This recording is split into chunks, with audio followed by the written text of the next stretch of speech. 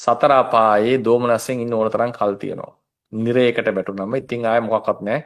දෝමනස්සේ දුක අඬ අඬම තමයි ඉන්න වෙන්නේ. പ്രേත ලෝකෙත් එහෙමයි. තිරිසන් ලෝකෙත් භයෙන් තමයි හැමතිස්සෝ හිටියට ගෙදර ඉන්න සතෙක් නම් ටික නිදහසේ ඉන්නවා. නමුත් අනිත් සත්තු හැමෝම ඔය කුමි සත්තු කඹන් කොයි වෙලාවෙ ආක්‍රමණය වෙයිද? කොයි වෙලාවෙ පහර ගන්න. ඒකද භයෙන් ඉන්නේ සත්තු. විතරම. තිරිසන් ලෝකේ භයෙන් ඉන්න පුළුවන්. പ്രേත ලෝකේ සාගින්නේ දුක් වෙවි නැත්තම් තරහෙන් ඒ කියන්නේ මේකෙන් ඉන්න දුකෙන් ඉන්නද පුළුවන්. නිරයේ අඬ අඬ දුක් විඳ වේදනා විඳ විඳ පසුතැවි ඉන්නද පුළුවන්. මනුස්ස ලෝකේ කියන්නේ එහෙම මේ පසුතැවි ශෝක කර කර අඬ අඬ ඉන්න ඕන කියන්නේ මේක සුගතියක්. මේ සුගතියකට ඉපදිලත් අපි ශෝක කරනවනේ දුක් කරනවනේ ඒක අදාළ නැහැ ඒක අවශ්‍ය නැහැ. ඒ නිසා අර නික්කම්ම නිශ්චිත දෝමනස්යක් ඇති වෙන්න පුළුවන් කලින් කලට. ඒක වෙනම දෙයක්. නමුත් ඒ හැම එකෙම මේ හිත දෝමනස්යෙන් මුදව ගන්න. දෝමනස්යෙන් මුදව ගන්න. අපේ අපවත් වෙච්ච තිලෝකානන්ද ස්වාමීන් වහන්සේ අපිට කියපු ලස්සන කතාව මේ මනුස්ස ලෝකේ ඉපදිලා ඉන්නේ මේ සුගතියකමම.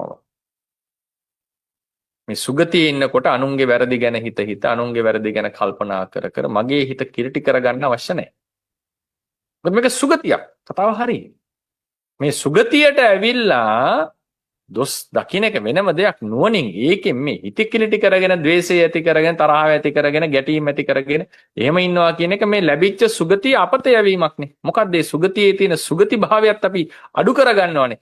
සුගති සැපේ තියනවා දෝමනස්සේ වුණා දැන් പ്രേත දුක නැහැනේ. ඒ නිසා සුගතියෙන් තියෙන ඒ ආරක්ෂාව මොන තත්ත්වෙ හිටියත් තියෙනවා ඒක හරි. නමුත් ඒක සම්පූර්ණයෙන් විඳින්නේ නැහැ අපි. ඒක සම්පූර්ණයෙන් භුක්ති විඳින්නේ නැහැ ඒ වෙලාවට. මානසික කරන්නේ සුගතිය කියලා කියන්නේ කායිකවත් මානසිකවත් සැපෙන් ඉන්න ඕන තැනක්. ඒ කියන්නේ ස්වර්ගය කියලා කියන්නේ.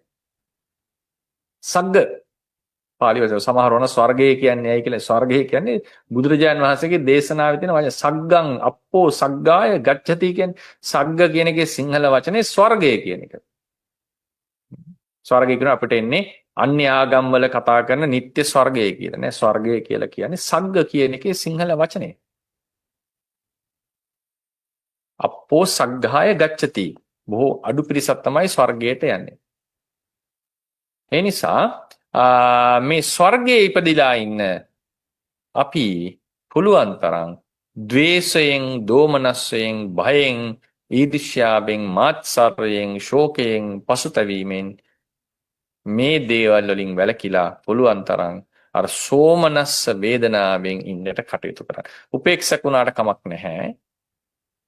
ඒත් කුසලසිත වැඩිපුර තියාගන්න උත්සාහවත් වෙන්න. ඒක ඉතා වැදගත්. එහෙම ඉන්නකොට අපේ ජීවිතේහි ඒක සාර්ථක සතුටු ජීවිතයක් බඩ. ඒක පැවිදි ගිහි ભેදයකින් තොරව හැමෝටම තියෙන දෙයක්. බුද්ධෝත්පාද කාලයේදී ඒක කාමුක සතුටෙන් විතරක් පවත්වා ගන්නේ නැතුව කුසල සෝමනස්සය කුසල සතුටත් අපේ ජීවිතේට ඇති කරගන්න උත්සාහත් වෙන්න. භික්ෂුන් වහන්සේලා නම් ඒ කාමුක දේවලින් පුළුවන් තරම් වැළකීලා කුසල නිරාමිස ආධ්‍යාත්මික සුවයේම කාලය ගත කරන්නට අදිෂ්ඨාන කරන්නට ඕන.